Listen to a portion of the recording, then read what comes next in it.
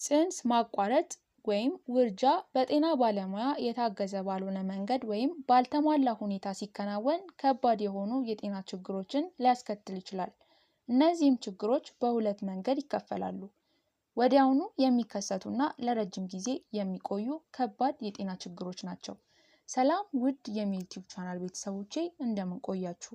በዛሬው የጤና ፕሮግራማችን ላይ የምንመለከተው ጽንስ ማቋረጥ ወይም ውርጃን ማከናወን በጤናችን ላይ የሚያስከትለውን አደገኛ እና ከፍተኛ የጤና እክልን በዚህ ቪዲዮ ላይ እምነግራችሁ ይሆናል።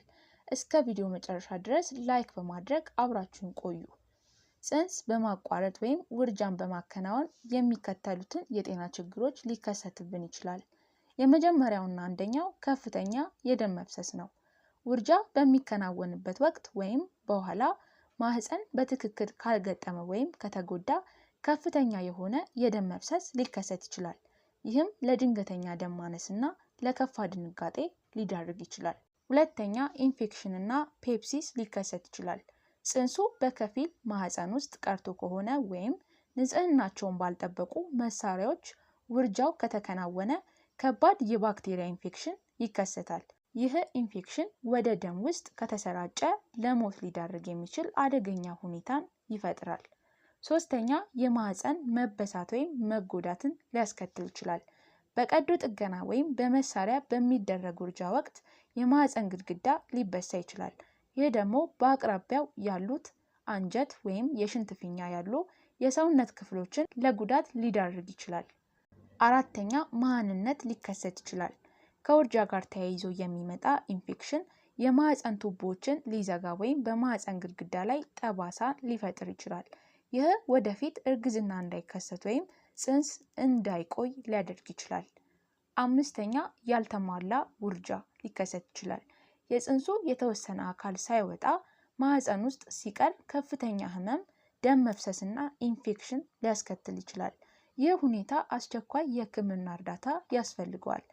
በአጠቃላይ ውርጃን በሚከናወንበት ጊዜ ወይም ጽንስ በሚቋረጥበት ጊዜ እጅግ በጣም አደገኛና እስከ ሞት የሚያደርስ ከፍተኛ የጤና እክል ሊከሰት ይችላል።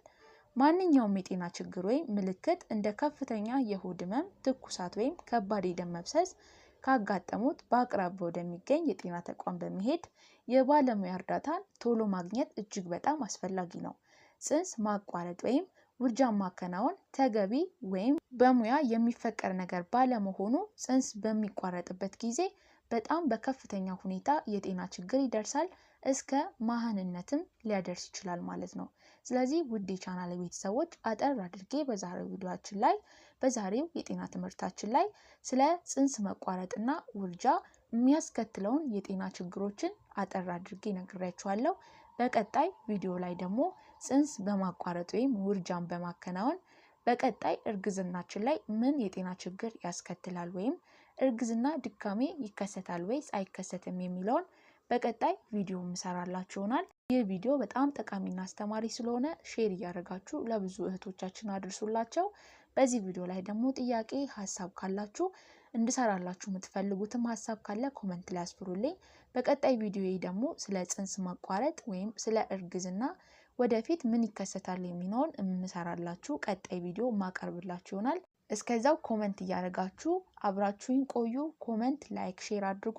በቀጣይ ቪዲዮ እስከምንገናኝ ቸር ቆዩልኝ። እወዳችኋለሁ።